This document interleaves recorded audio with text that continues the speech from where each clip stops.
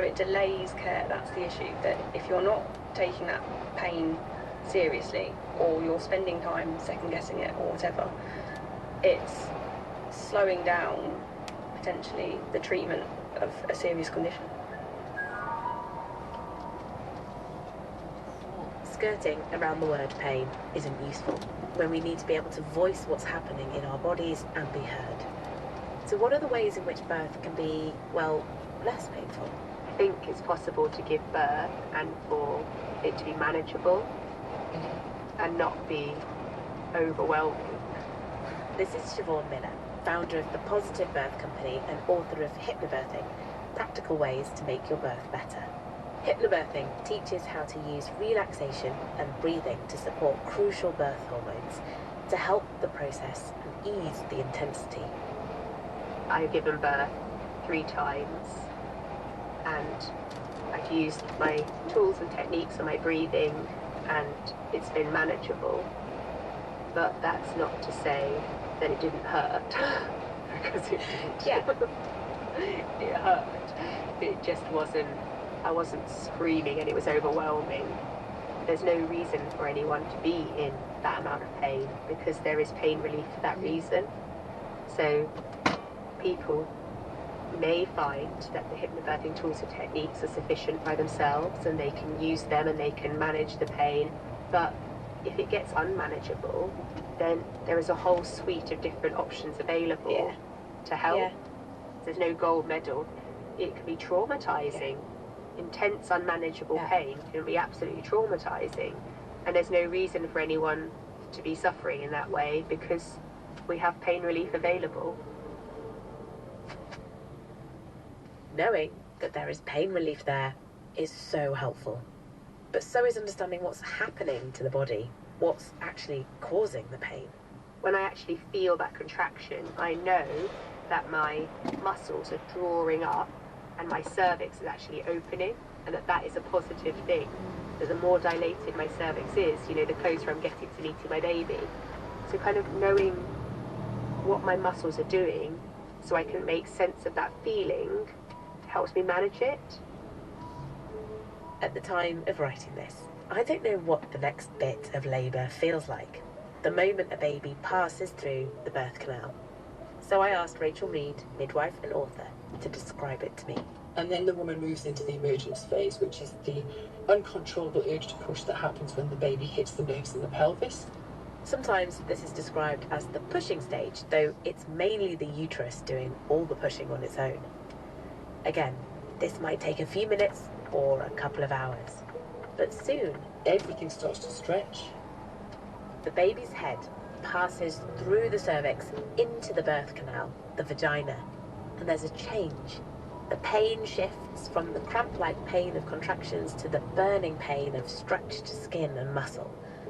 The baby's head starts to cram, and the more intense contractions decline to allow the head to be born, often slowly to help prevent any tears. And then there's pause. And during that pause, the baby is using that time to rotate their shoulders into a good position to come through. And then the next contraction happens and a baby is born. But that's for the next episode. You've been listening to Child. I'm India Ackerson, the producer was Ellie Sands, and this was a Listen production for BBC Radio 4.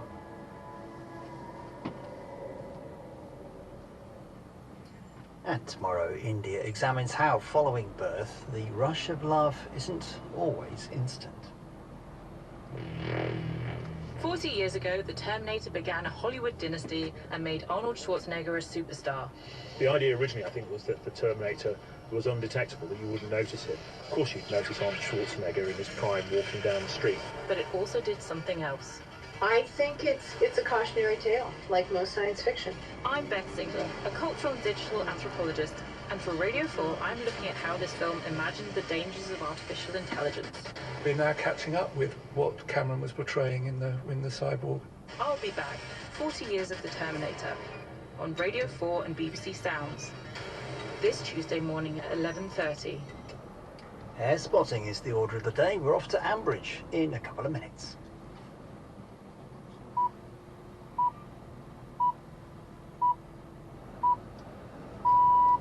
BBC News at 2 o'clock. The government has said it will consider the findings of a new report that's calling for compensation to be paid to women who were affected by the rise in the state pension age. The Parliamentary and Health Service Ombudsman says ministers should do the right thing and authorise payments of up to £3,000. The Ombudsman's chief executive, Rebecca Hilsenrath, told The World at One that successive governments had failed to communicate the changes effectively. Its own research showed that women needed more targeted information to understand what was going to happen to them. And what we found was that that targeted information was provided, but it was provided later than we think it should have been. And because of that, there was a gap between when women found out that their state pension age had changed and when they should have found out. The Bank of England has kept interest rates unchanged at 5.25%. The bank warned that while the economic outlook was improving, disruption to shipping in the Red Sea could lead to higher prices. Absolute poverty in the UK, where a family's income is less than 60% of the 2011 average, has risen by its largest amount in 30 years. An extra 600,000 people came under the definition in the year to March 2023. Ministers say this would have been far higher without government support. At least 10 people have been injured by a Russian missile attack on Kiev. Ukraine's Air Force says all the missiles were shot down. Local authorities say fragments fell on residential buildings and a nursery. The Home Office says 514 migrants reached the UK on small boats yesterday. That's the most in a single day so far this year. It brings the total number of crossings in 2024 to 4,043. The youngest ever life peer has taken her seat in the House of Lords. Plaid Cymru's Carmen Smith, who's 28, will be known as Baroness Smith of Llanfaes. The average age in the Lords is 71. BBC News. When a man finds an unexpected lump, he Googles for reassurance and then ignores it. Stuart Horton's semi-autobiographical story of breast cancer, Making Plans with Nigel, is our drama at 2:15. But first, Stella is having to start all over again in The Archers.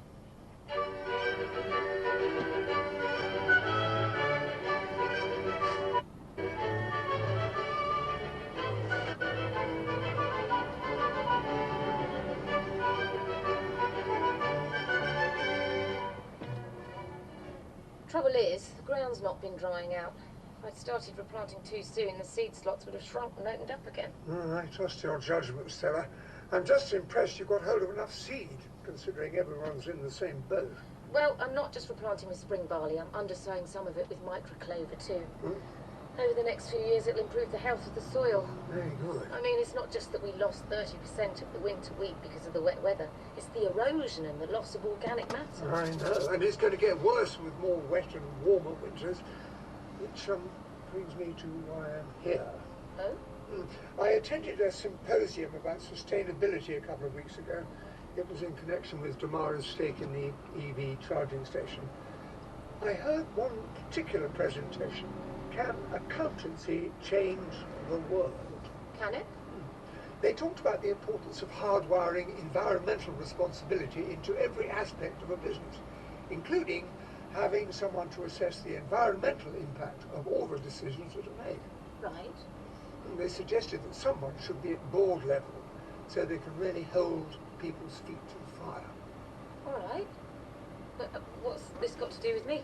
Well, I think we ought to have such a person at VL, a non-executive director for nature, who would be there to advise the board. I see. And I'd like that person to be you. Me? Sorry? There's no need to look so surprised. You're the obvious choice. As BL's contractor, you're already across the farming side of the business. No one can doubt your expertise. I'm pleased you think so. And it would allow you to spread your wings beyond Home Farm.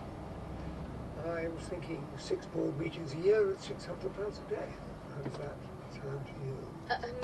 Well... I'm glad you're still here, Stella. Hello, Brian. Justin, what are you doing here? How long did that take you, Rob? I got to the county archives around 10, so I must have been there for about 3.5 hours. And you actually found a picture of Bartleby? Yes, I was astounded too, Oliver. There he was on page 4 of the Echo, October 27th, 1983. Which means Bartleby must be... At least 40. 41? So, how did you go about it? Well, George came over yesterday to tell me about him being stolen. I did a quick search, found a couple of references to a notorious gang of horse thieves operating in Dorset during the early 80s. It made sense it would have been written about in the paper. I hadn't expected to come across a photo of Bartleby there. What spectacular detective work. I'm even more confident now that we'll spot her here. There are signs of them everywhere. The gap in the hedgerow, the tracks across the field. Oh, I know. We occasionally see the odd hare at Grange Farm, and yet here at the rewilding is rather trickier. It's like Kirsty said in her introductory talk. They've got all this lovely long grass to hide out in. Well, it's most inconsiderate. Don't they realise it's the first day of spring? Oh, you never know. The rest of the group might have had more luck. We could always rejoin them. What, and break our cover? No. Let's stay here. At the very least, we can watch the sun descend behind the Hassett Hills. Are you and George going to continue your investigations into Bartleby? See if you can extend his known age beyond 41?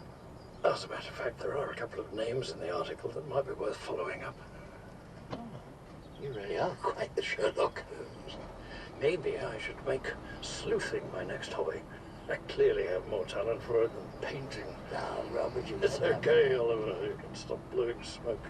Well, all right. I do need to find something to spark my imagination, though. Well, have you considered guiding a low Loxley? I haven't been able to volunteer for a while, but it's very rewarding. Maybe you should think about that. Shh. What? Wait, I think I saw a pair of ears. Where? By the edge of the copse. Look, another one's chasing it. Can you see all of them? There are two hares. It sounds to me like you're saying we're not doing our job properly. Not at all. I was just telling Stella how impressed I was, wasn't I, Stella? Yes, you were. So why do you want to have her on the BL board? Oh, Brian, really, I just don't understand why you're against it. Environmental matters are already part of the contract Home Farm has with you. What's Stella going to do? Check up on herself? Yeah, would you rather have someone else overseeing you? I don't think we need overseeing at all. Look, if me taking the role is going to cause friction, then I won't. Although I honestly don't see why it should. Of course you do. Have you even discussed this with the other board members? Yes, I've spoken with Martin and Glenn. When? It's not appeared on the agenda. I had a drink with Glenda on Monday and I played golf with Martin last week. Look, just to be clear, Brian, I knew nothing about this until now. I don't understand why you're so upset, Brian.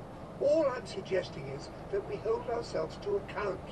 Good intentions aren't enough anymore. We have to walk the talk. Oh, don't give me that. This is just greenwashing. A chance for a nice press release. Oh, if that was even close to true, I wouldn't have asked Stella. I know she won't stand for any flim-flam. Will you, Stella? No, of course not. Oh, I'm surprised you don't share my high opinion of her. I do. But it's obvious what this is really about. And what's that? Look, I'm Stella's boss, not you or the board. Now, I know. Why don't we ask Stella what she thinks? Me? It's your voice I'm interested in. Perhaps you can explain to Brian why you should take the role. Oh, sorry, that's my phone. Oh, I think I better answer it. Apologies, I'll just take us outside. And anyway, Justin, it's not up to her. Even if you have sweet talk, Martin and Glenn. Hello? Hey, Stella. It's me. Hi, Pip. What's up? I was just wondering how much longer you were going to be. You're still coming over for dinner? Yes, absolutely. You'd forgotten. No. I just, things are a little bit, crazy here, that's all.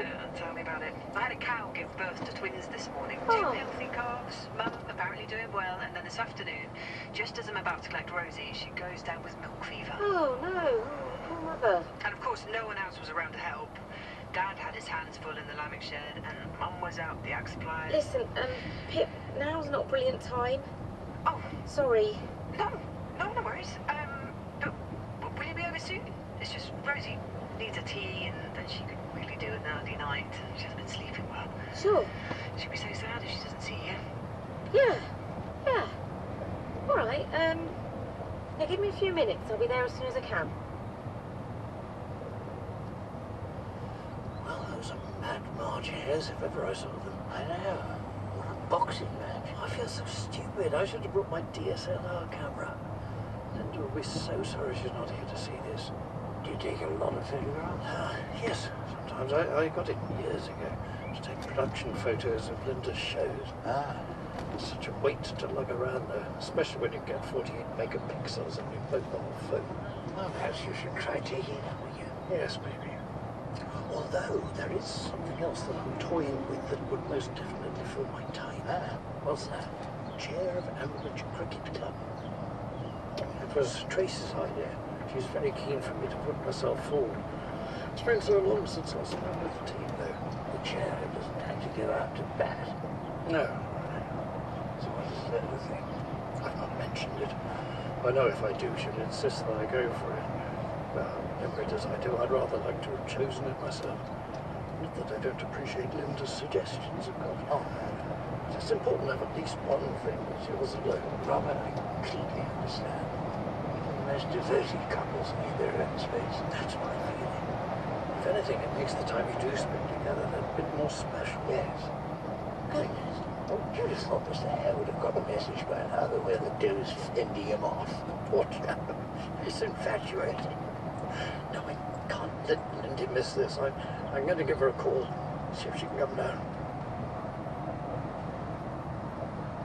In principle, well, then yes, it's a fantastic opportunity. I'd love to sit on the board. There, you see? I'm not saying Stella wouldn't like the job. But then again, if Brian feels there would be a conflict of interest... There would be.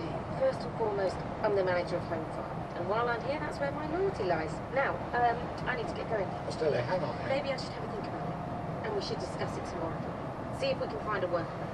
Well, that sounds like an exceedingly wise idea. Are you okay to lock the office? The office? You might need to turn the computer off as well. Yes, of course. Bye, Justin. Bye. I shall enjoy your evening. I think that's clarified things somewhat. It's just you standing in. For good reason. Rather, you know full well what an asset she'd be. If anything, she'd strengthen Home Farm's voice for the board. Hardly. You honestly think she'd undermine you? Worry more about you than about her. What's that supposed to mean? Well, someone as talented as Stella needs to feel she's fulfilling her potential. As she said, while she's your manager, well, she won't be for long. She feels she's being stifled. That's just my opinion, though. Well, you've got time to move it, haven't you? And I will do. There's certainly no reason for us to fall out of it, especially with the ball coming up on Friday at the Gables. Will you do that? Oh, I don't know. Big social events aren't really my thing these days. Because you're there by yourself. Well, why don't you do something? Maybe Alice would like to come. Or... No, I don't think so. Well, it's be something you can invite. Oh, honestly, man, it's going to be a fabulous evening. Mustn't sit at home.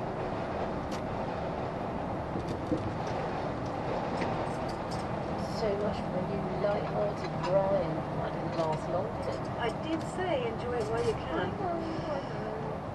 Oh, but I hate getting stuck in between him and Justin. Aren't testosterone levels supposed to drop as men get older? No, the worst part is being BL's non-executive director for Nature sounds great. You'll talk Brian round. Maybe. Now, what are you doing for the bank holiday? No idea. Oh, you got plans? Well, Rosie wants to go to Lower Loxley. Elizabeth's got her all excited about egg painting. Oh, right. She'd love it if you came with us. Would she? Okay. And so would I, sorry. Obviously, I want you to come too. Yeah. Apart from anything else, it's exhausting having her on my own. Well, just as long as she's not setting me up another puppet show, eh? No, that did go on a bit. She was so proud of herself, though. Hey, and what about that picture she drew of the two of you together? Oh, I know, it's lovely. Are you really going to put it in a frame? Yeah, of course. Told her I would. Right, it's getting on. Yeah. Especially as I'm out tomorrow night. Me and Hannah are going to this cricket get-together at the hall. So are you doing Rosie's story then? You know she'll want you to. Oh right, yeah. What, you didn't think you were getting to go home? Well, you might be the next big thing at BL, but Rosie's the boss around here.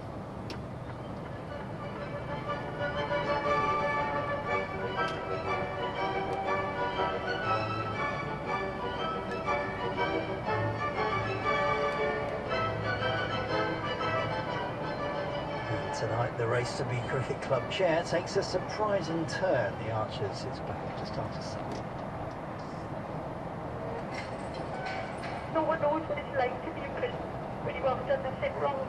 This is the untold story of Annette Hewins. Arrested over the murder of a mother and her 2 young children. I need to know why I was charged for a crime that I hadn't done. A shocking miscarriage of justice. There is no credible case against Annette Hewins. It is a disgrace. Finding the truth really matters to me, because Annette was my mum. Annette, how do you feel to come out today? I want to be with my kids and my husband. Wrongly accused. Listen on BBC Sounds. Drama now, and another chance to hear a surreal play set at the time of the Brexit referendum, showing what can happen when 2 worlds thrown into chaos collide.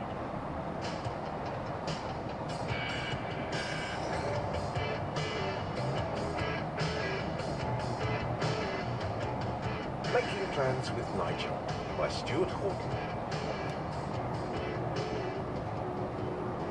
Pint? Draft cider, some kind of real ale, and cooking lager. Why not? If the ale's an IPA, I'll have the cider. If not, the brown is still have. Right. Back in a minute. When I sat down to write this, I briefly thought about making the start a bit more fantastical. Oh, that's me, by the way. In the bar at a comedy writing conference, about to order some snacks. Oh, some crisps. Oh, nuts. No, and nuts. Do you know the story of the monkey's paw? It's a bit Twilight Zone-y. A magical bit of taxidermy that grants wishes, but with terrible consequences. Well, I was thinking, I might start the story earlier in the day. I'd be walking around town, and I'd end up...